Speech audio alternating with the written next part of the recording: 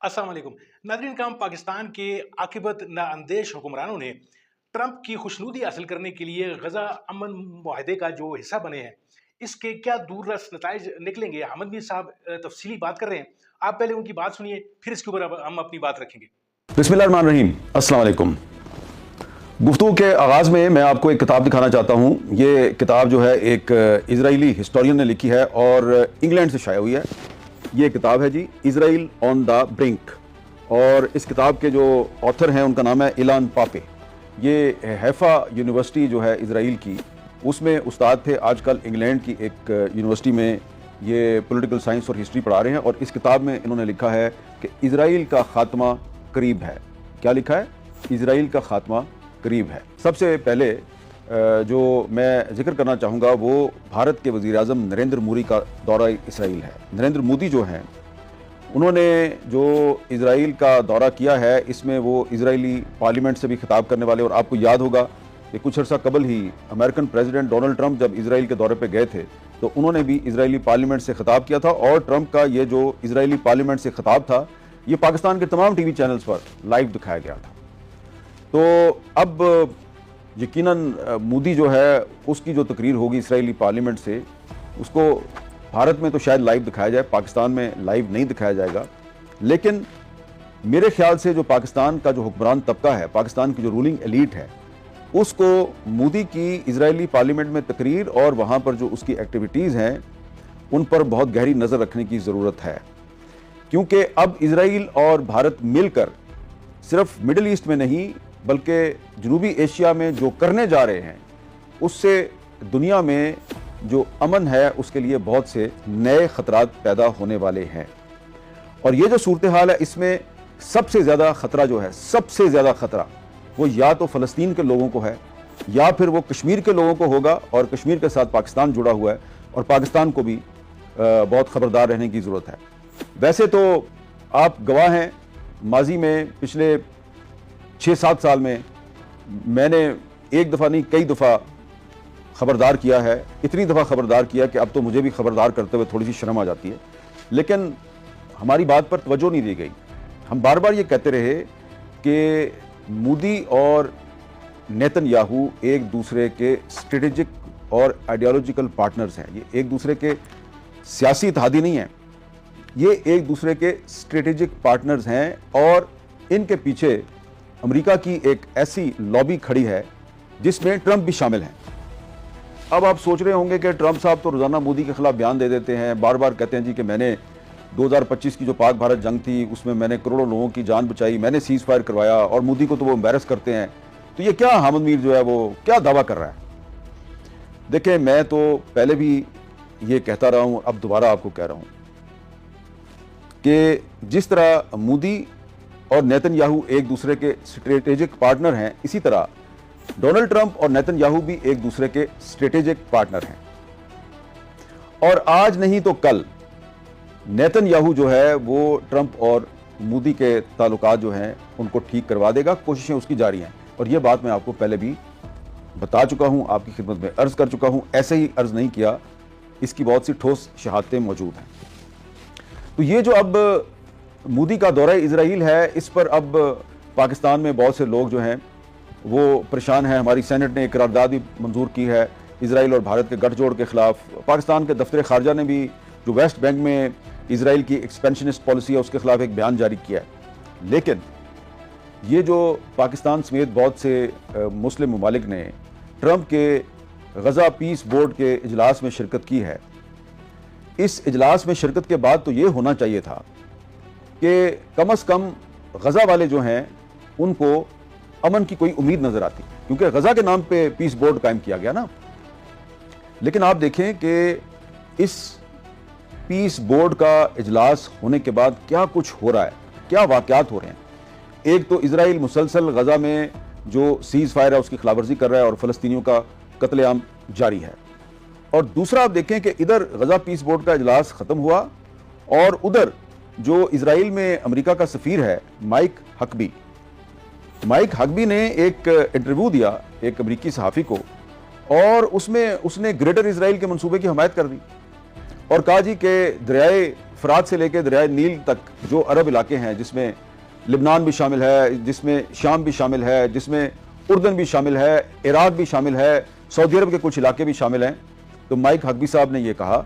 کہ اسرائیل کو حق حاصل ہے کہ ان تمام علاقوں پر قبضہ کر لے، کیونکہ اس کی بشارت اس کو بائبل سے ملی ہے۔ یہ اپنی من پسند ایک انہوں نے تشریح کیا ہے بائبل کی کچھ آیات کی، اور پھر انہوں نے اس میں تھوڑی سی وضاحت کی کہ ابھی تو اسرائیل جو ہے وہ ان تمام علاقوں پر قبضہ نہیں کر رہا، لیکن کم از کم اسے یہ حق ملنا چاہیے کہ جن علاقوں پر اس کا اس وقت قبضہ ہے ان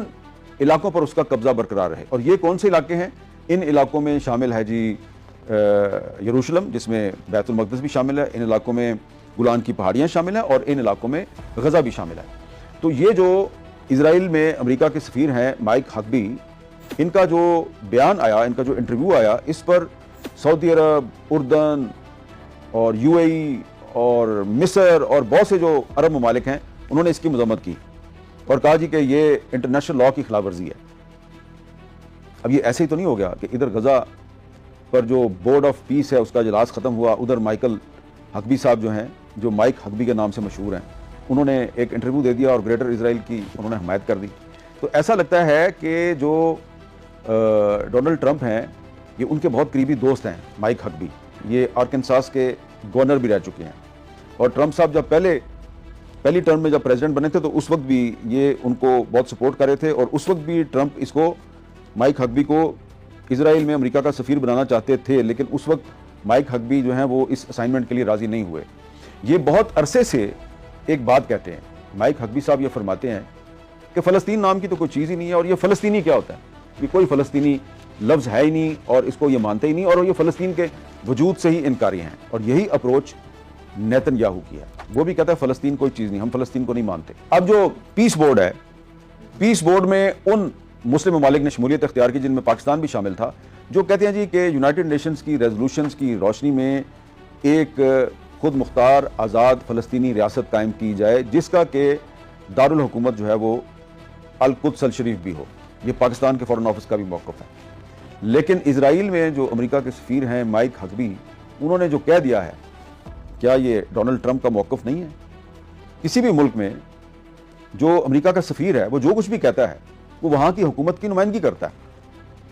تو یہ جو مائک ہگبی صاحب نے جو بھی گفتگو کی ہے، اس پہ ڈونلڈ ٹرمپ صاحب کی طرف سے ابھی تک تو کوئی وضاحت نہیں آئی، اس لیے ہم یہ سمجھنے پہ مجبور ہیں کہ مائک ہگبی نے جو کچھ بھی کہا ہے یہ دراصل امریکی حکومت کا وہ غیر اعلانیہ منصوبہ ہے جو دراصل کئی دفعہ آپ نیتن یاہو کی زبان سے بھی سن چکے ہیں، اور وہ بھی کھل کر کئی دفعہ گریٹر اسرائیل کو سپورٹ کر چکا ہے، اور وہ کہہ چکا ہے کہ میں گریٹر اسرائیل بناؤں گا۔ ایک تو یہ ڈیولپمنٹ ہے، اور جب یہ غزہ کے نام پر بورڈ آف پیس کا اجلاس ہو رہا تھا تو ایک امریکی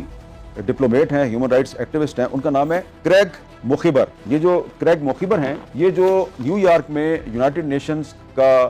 office for the high commissioner of human rights ہے، یہ اس میں ڈائریکٹر تھے 2023 تک۔ جب 2023 میں اسرائیل نے غزہ پر فضائی حملے شروع کیے اور معصوم عورتوں بچوں کا قتل عام شروع کیا، تو یہ جو کریگ موخبر ہیں، انہوں نے بطور احتجاج اپنے عہدے سے استعفیٰ دے دیا، اور انہوں نے اپنے استعفے میں لکھا کہ یونائٹڈ نیشنز غزہ میں فلسطینیوں کا منظم قتل عام رکوانے میں ناکام رہی ہے، اس لیے میں بطور احتجاج اپنے عہدے سے استعفیٰ دیتا ہوں۔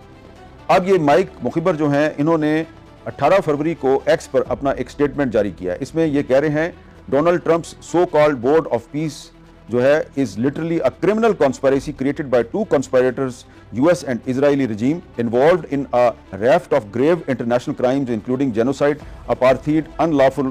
occupation, war crimes and crimes against humanity and land theft۔ آگے جا کے انہوں نے ایک بڑی قابل غور بات کی ہے، وہ کہتے ہیں جی every individual that joins the conspiracy and any of its constituent parts is a participant in these crimes and should be subject to individual criminal responsibility, political accountability and public shaming whenever they appear۔ کہ جو بھی اس Gaza board of peace کے اجلاس میں شریک ہوگا اس کو publicly شیم کیا جانا چاہیے۔ کیونکہ ناظرین کرام، ویڈیو آپ نے ملاحظہ فرمائی، ویڈیو میں جس طریقے سے احمد میر صاحب نے آپ کو بالکل کلیئر اینڈ کٹ بتا دیا کہ کس طریقے سے پاکستان کا ایک جلد بازی میں کیا گیا فیصلہ पाकिस्तान के तमाम असूली मौक़िफ़ की जो है वो अब नफ़ी करने जा रहा है, यानी कश्मीर से भी हाथ धोने पड़ेंगे इन्हें, और फ़लस्तीन के हवाले से तो इनका मौक़िफ़ जो है वो तो दुनिया के सामने आ ही चुका है। और नाज़रीन काम मैं आपको बताता हूँ कि ये तमाम का तमाम जितना भी ये बखेड़ा किया गया, ये सिर्फ़ और सिर्फ़ इमरान खान साहब के खौफ के मारे किया गया। यानी अगर इमरान खान जो है वो बाहर आ गया और ट्रंप ने जो है वो इमरान खान साहब की कोई मदद करने की कोशिश कर दी, या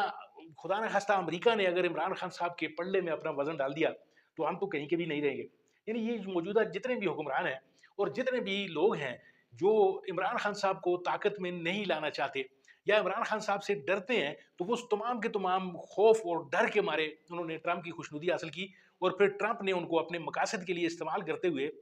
जैसा कि अहमद मीर साहब ने फरमाया कि ये जितना भी गजा जो पीस एकॉर्ड या जो अमन मुआहिदा इसे कह लें, कुछ भी नाम दे दें इसे, यानी ये एक बज़ाहिर एक सुनहरी जाल है जो मुसलमानों के इर्द गिर्द, और ख़ास तौर पर गजा के जो मुसलमान हैं, जो मुसीबत ज़दा हैं, जो आफत ज़दा हैं, वहाँ पर इसराइल जो है वो अपने खूनी पंजे गाड़ने के लिए इस गजा अमन मंसूबे के पीछे छुप कर बैठा हुआ है। और दूसरा जो कसर है, बाकी वो हिंदुस्तान पूरी कर रहा है। जिस तरीके से मोदी का दौरा है, अभी वो इसराइल का दौरा कर रहा है और फिर वहाँ के पार्लियामेंट की से भी वो खिताब करेगा। तो नाज़रीन काम ये यहूद व हनूद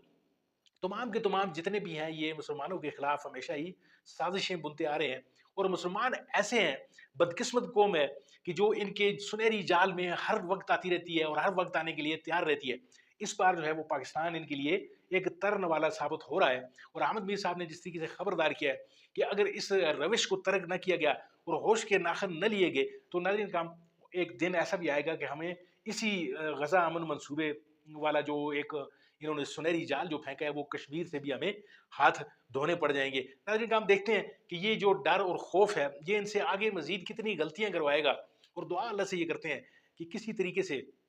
कोई ऐसी सैनिटी जो है वो प्रिवेल करे कि ये जितने भी मौजूदा हुक्मरान हैं, इनको अकल के अल्लाह नाखन दे, और ये कौम के हक में और मुस्लिम उम्मा के हक में जो है वो फैसले कर पाएँ, और ना ये करें कि ट्रंप की खुशनुदी के लिए या अमेरिका की खुशनुदी के लिए ये जो है वो हर जायज़ और नाजायज़ ख्वाहिश जो है वो इसराइल की पूरी करते चले जाएँ। नाज़रीन काम आपका बहुत-बहुत शुक्रिया वीडियो यहाँ तक देखने का। उम्मीद है वीडियो आपको पसंद आएगी। अगर वीडियो आपको अच्छी लगी है तो इसको लाइक कीजिए, शेयर कीजिए, और चैनल का ज़रूर सब्सक्राइब कीजिए। मिलते हैं आपके साथ किसी और वीडियो में, किसी और मौज़ू में के साथ, तब तक के लिए दीजिए इजाज़त। अल्लाह आपका